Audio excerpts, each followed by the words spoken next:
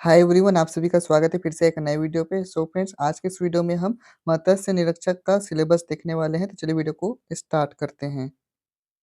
So friends, मत्स्य निरीक्षक का syllabus देखने से पहले आप सभी को बताना चाहूँगा, परीक्षा कक्ष कक्ष में प्रवेश हेतु यहाँ पर निर्देश दिया गया है। यहाँ पर बताया गया परीक्षा कक्ष में अभ्यर्थी केवल निम्नलिखित सामग्री लाएँगे। यहाँ पर बताया गया परीक्षा प्रवेश पत्र ऑनलाइन से प्राप्त प्रवेश पत्र यदि फ़ोटो प्रिंट न हुआ हो तो 2 रंगीन पासपोर्ट साइज़ फ़ोटो लेकर परीक्षा केंद्र में जावें।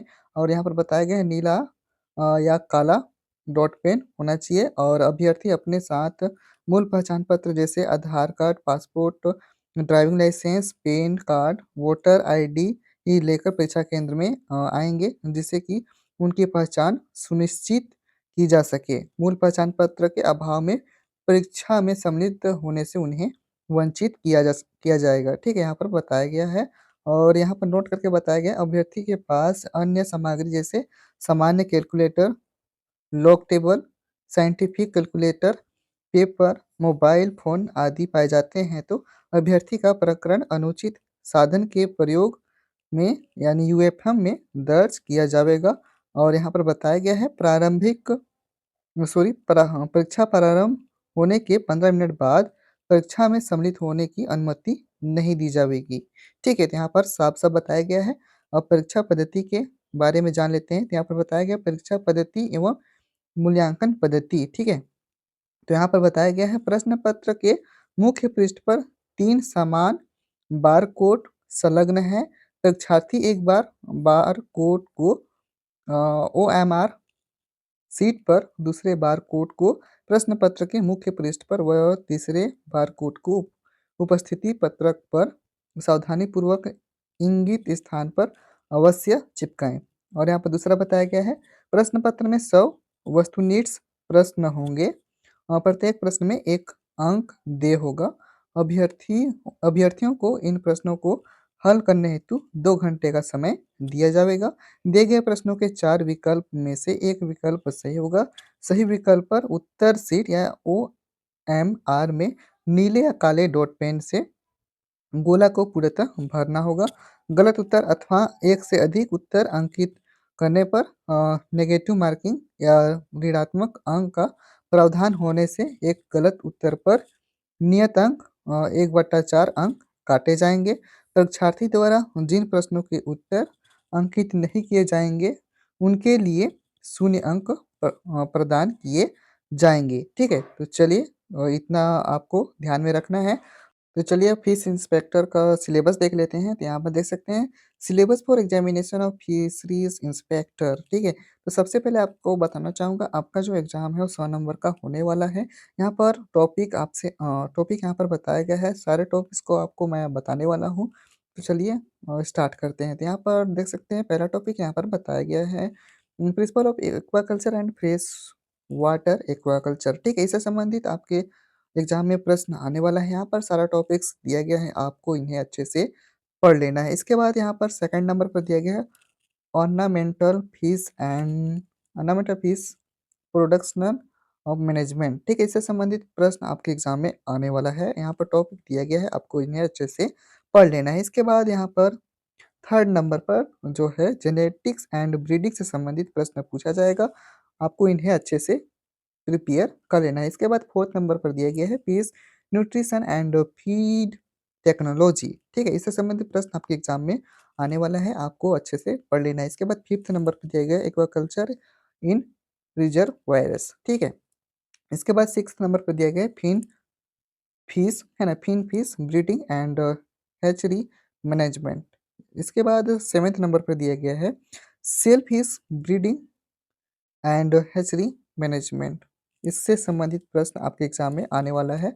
सारे टॉपिक्स को आपको अच्छे से कवर कर लेना है। इसके बाद 8 नंबर पर दिया गया है टेक्सोनॉमी ऑफ फिन फिश, इससे संबंधित प्रश्न पूछा जाएगा। इसके बाद 9th नंबर पर दिया गया है इनलैंड फिशरीज या आइनलैंड फिशरीज, ठीक है। इससे संबंधित प्रश्न आपके एग्जाम में प्रश्न आएगा ही आएगा, ठीक है।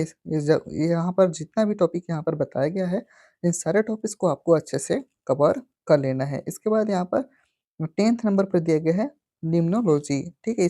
इससे संबंधित प्रश्न आपके एग्जाम में आएगा ही आएगा। इसके बाद आगे चलते हैं तो यहाँ पर जो है यहाँ पर देख सकते हैं संचालक मछली पालन छत्तीसगढ़ का यहाँ पर साइन भी यहाँ पर आपको देखने को मिल जाता है।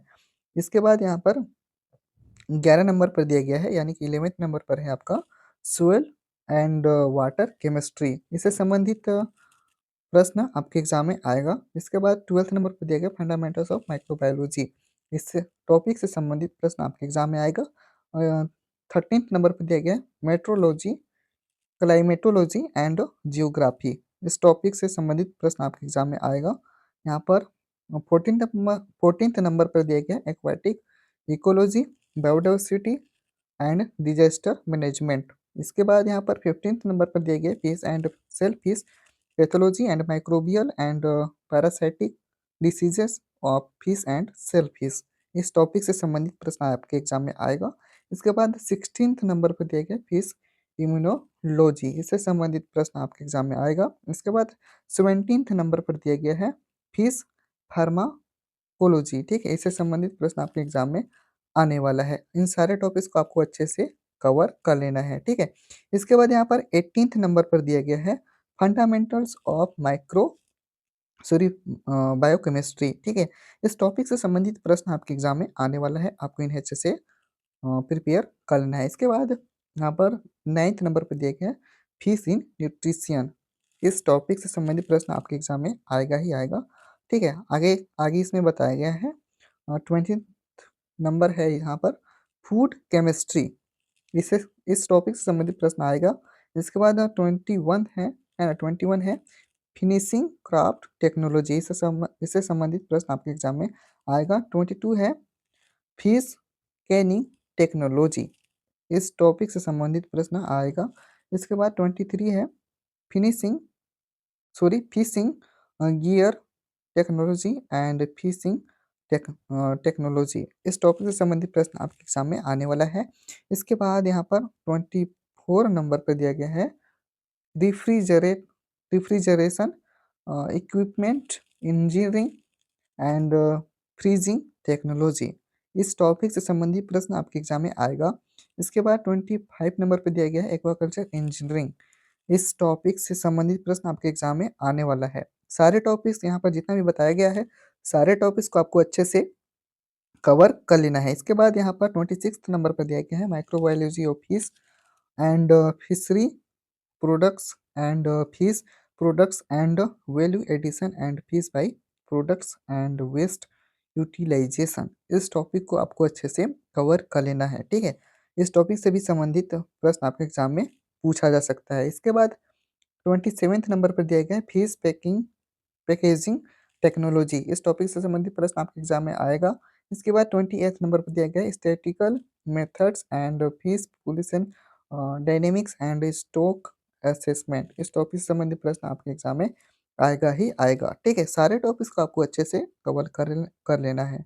इसके बाद यहाँ पर जो है 29th नंबर पर दिया गया इंफॉर्मेशन एंड कम्युनिकेशन टेक्नोलॉजी। इस टॉपिक को आपको अच्छे से पढ़ लेना है। इसके बाद 13th नंबर पर दिया गया फिशरीज इकोनॉमिक्स। इसके बाद 31 नंबर पर दिया गया है fisheries entrepreneurship and personality development. इस टॉपिक को आपको अच्छे से कवर कर लेना है।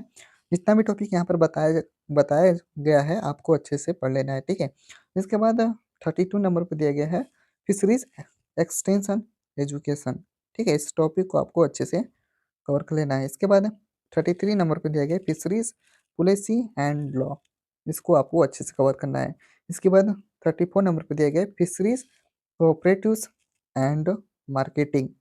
इसको भी आपको अच्छे से कवर कर लेना है। ठीक है, तो इस तरह से इसका जो है सिलेबस यहाँ पर बताया गया है और आपको इन्हें अच्छे से कवर कर लेना है। इसका एग्ज़ाम पैटर्न भी मैं आपको इस वीडियो में बता दिया हूँ कि किस तरह से आपका एग्ज़ाम में क्वेश्चंस आएगा। ठीक है, तो चलिए आज की इस वीडियो में बस इतना ही। यदि वीडियो अच्छा लगी तो वीडियो को लाइक कर दीजिएगा। चैनल पर नए थे चैनल को सब्सक्राइब कर दीजिएगा। Thank you.